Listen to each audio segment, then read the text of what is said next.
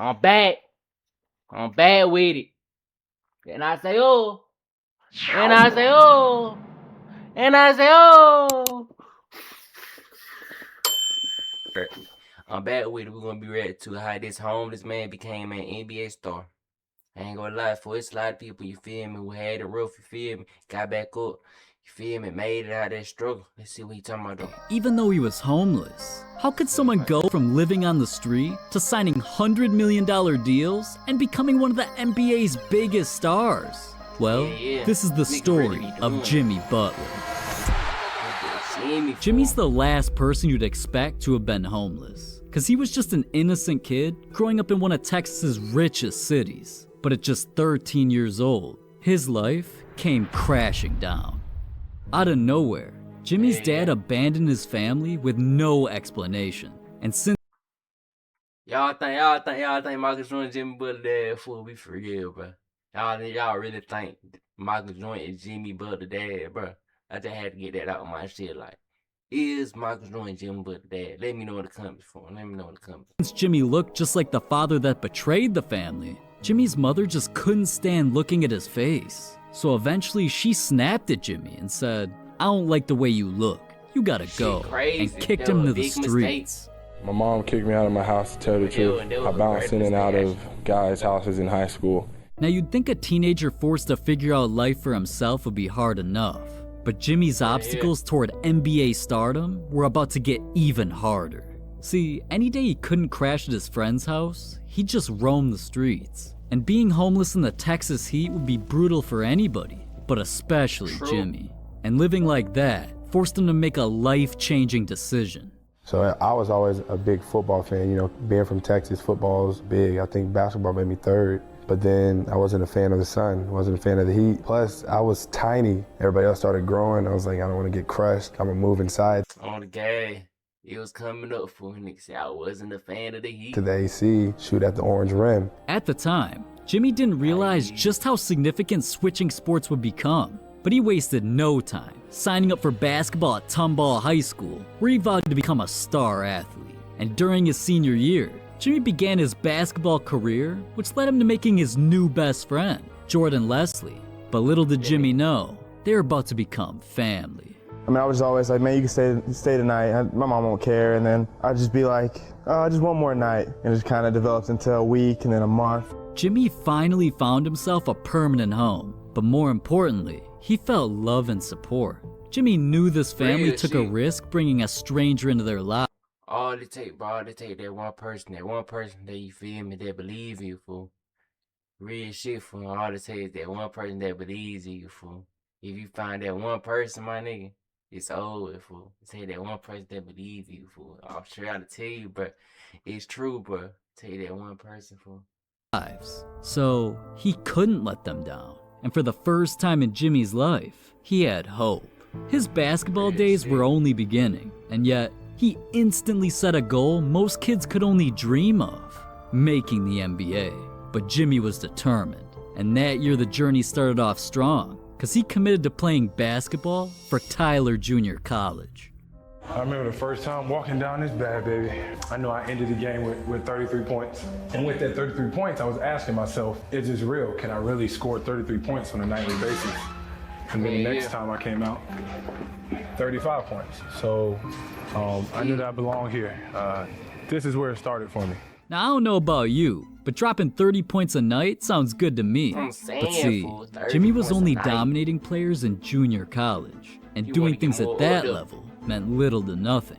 Jimmy knew if he wanted to accomplish his NBA dreams, he had to step up his game and be recruited to a top-ranked university. But right then and there, Jimmy realized his goals were even harder than he imagined, because Jimmy already had a star teammate who was attracting scouts for himself. So with Jimmy knowing he had to compete with his own teammate for the spotlight, he began doubting he'd ever go pro. And I was like, man, can I really compete with the best of these guys? You know, if you pass the ball, you might not get the ball. Like everybody trying to get to the next level. Jimmy knew that with so much competition on the team, he already couldn't afford making a single mistake.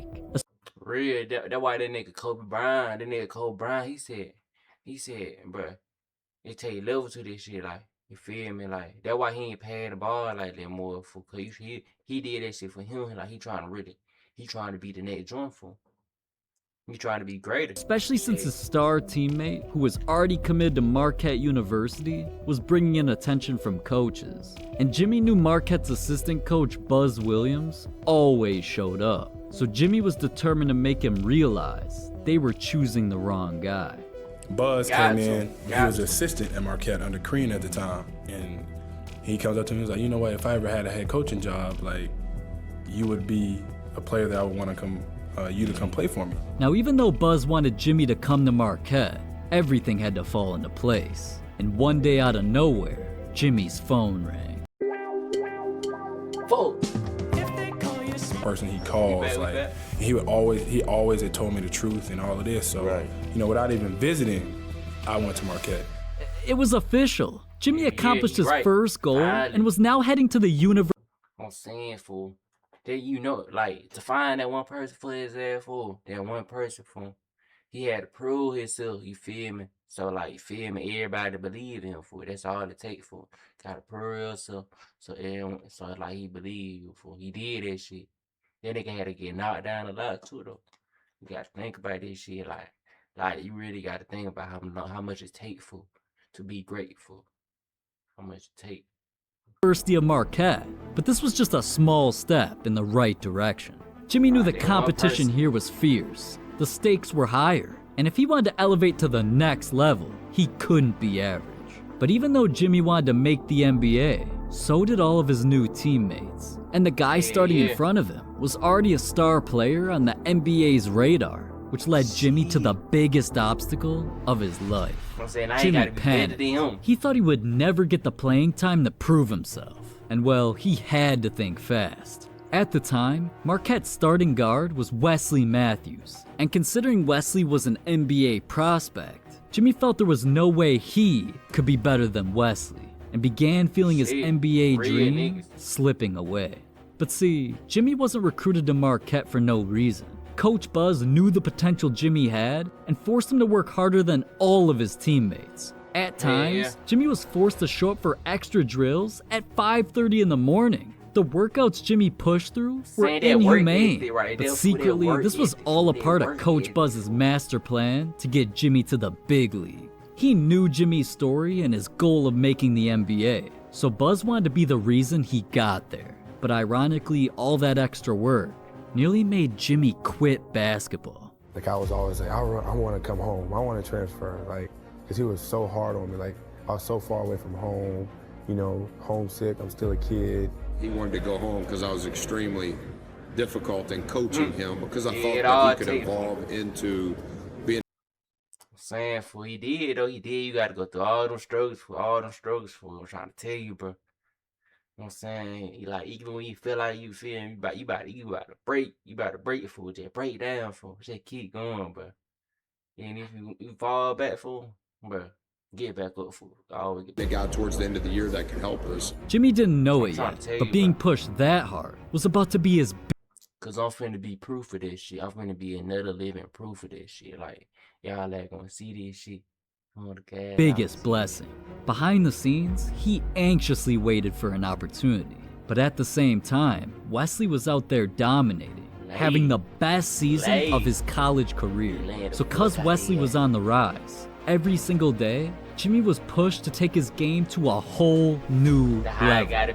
Until later that year, Wesley made his way into the NBA, leaving Marquette with an open starting spot. Everybody at Marquette knew Jimmy was doing everything he could to become their next leader, and now they blessed him with the opportunity. But even though his hard work finally paid off, deep down, Jimmy wasn't confident he could be the next Wesley Matthews. At the time, not a single NBA team even acknowledged Jimmy, so he only had 1 year to raise his draft stock. Otherwise, his dream would be over. And right on cue, that's when Wesley came back around and gave Jimmy some life-changing advice. Wesley Matthews came back. I was like, yo, you can play in the league. I was like, word. And that's when I really started to take basketball for real, for real. Maybe I can be a pro at the highest level. Not Euro pro, nothing's wrong with that. But like the NBA, like that's where you want to be at. That's the best of the best. Right after Jimmy was convinced he could make the NBA, he knew it was now or never. That season, he came out with a chip on his shoulder, hitting game-winning shots and putting up over 15 points a night. Jimmy even carried Marquette during March Madness, winning back-to-back games. But still, no matter what he accomplished, his goal was to go pro. So after his 2011 season, Jimmy took a leap of faith and declared for the NBA draft. That's all it is, Miles. A leap of faith. That's all it is, Miles. A leap of faith. Think about that shit, fool. This shit bears so much meaning. But that's when things got scary. Because everybody was finally gonna see if Jimmy's basketball career was over or just beginning. Good evening and welcome to NBA Draft presented by State Farm. Let's get ready to welcome them to the NBA family. The best of the best were here. All the country's top players from high school and college hoped their dreams were about to come true. So Jimmy knew he had competition, but he still had faith that eventually his name would be called. And one by one, the picks came in. The Cleveland Cavaliers select Kyrie Irving. The Charlotte Bobcats select Kemba Walker. The Golden State Warriors select Klay Thompson. The Indiana Pacers select Kawhi Leonard. As teams made their selections, Jimmy's name was never called.